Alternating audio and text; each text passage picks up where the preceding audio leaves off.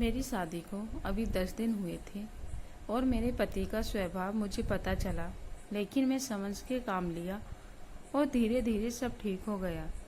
मेरा नाम मीनाक्षी है। अभी अभी मेरी शादी हुई है। अच्छा घर और अच्छा पति मिला है। कर्ण नाम है उसका।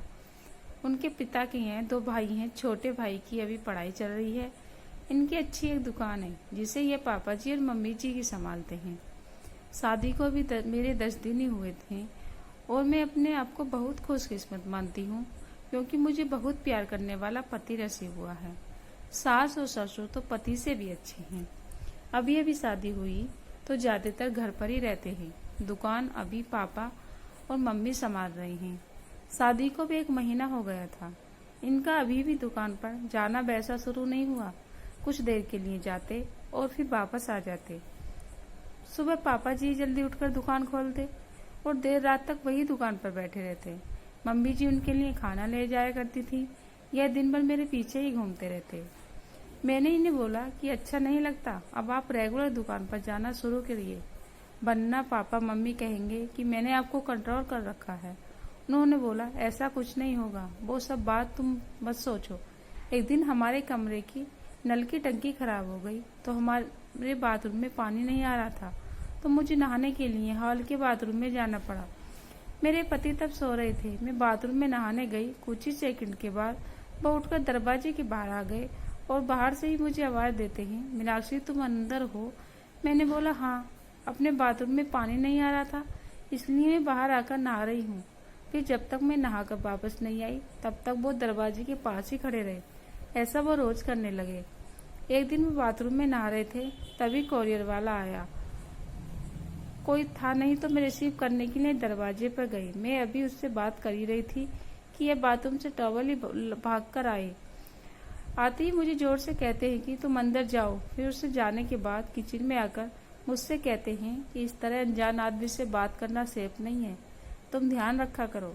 फिर इसके बाद मैंने कई बातें देखी। जैसे हम बाहर जाते थे तब वो मुझे इधर उधर नहीं देखने देते थे। कहीं खाना खा रहे होते थे तो मेरी नजर कहाँ है, मैं किसे देख रही हूँ, देखते थे। बार बार अपनी जगह बदलते रहते थे। मेरे पति का यह स्वभाव मेरे सास ससुर भी देख रहे थे। एक दिन पापा ने उन्हें दुकान काम के बाहर जाने को कहा तो उन्होंने मना कर दिया। फिर पापा को ही जाना पड़ा। वो बस मेरे पीछे ही रहते। फोन में किससे बात कर रही हूँ, मेरे फोन में नंबर और मैसेज भी चेक किया करते। ये सब देखने के बाद मैंने सोच लिया कि अब उनसे बात करनी होगी। इसलिए फिर एक रात मैंने उनसे कहा कि आपको मैं कैसी लगती हूँ? वो बोले बहुत अच्छी। मैंने कहा आप मुझ पर विश्वास करते हैं? वो बोले क्यों नहीं हुआ? क्यों, क्या हुआ? मैंने कहा कि आप जो ये सब कर रही हैं यह ठीक नहीं लग रहा। मैं चाहती थी कि मुझे बहुत प्यार करने वाला पति मिले। आप बिल्कुल वैसे ही हो जैसा मैंने सोचा था, लेकिन आप बहुत ज्यादा पैसे से हो।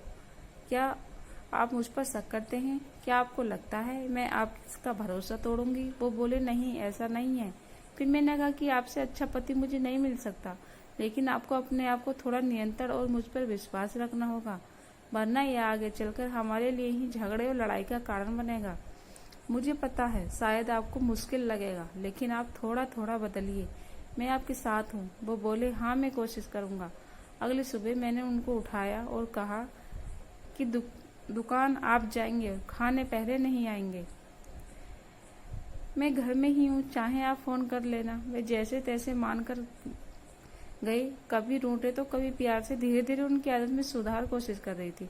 मैंने एक पत्नी ही अगर पति को नहीं समझेगी तो कौन समझेगा। बहुत हद तक मैंने उनका स्वभाव बदल दिया। बात को बढ़ाना नहीं, बात को किस तरह से सुलझाया जाए यह सोचना चाहिए। हम दोनों में एक बात तय हुई कि हम एक दूसरे के मन में क्या चल रहा है हमेशा एक दूसरे को बताते रहेंगे। बात नहीं करना, अपनी बात मन में ही रखना, ये किसी समस्या को जन्म देती है। दोस्तों, आप लोगों को ये कहानी कैसी लगी कमेंट करके जरूर बताएं। अगर कहानी अच्छी लगी हो तो वीडियो को लाइक शेयर कीजिए और चैनल को सब्सक्राइब करिएगा। धन्यवाद।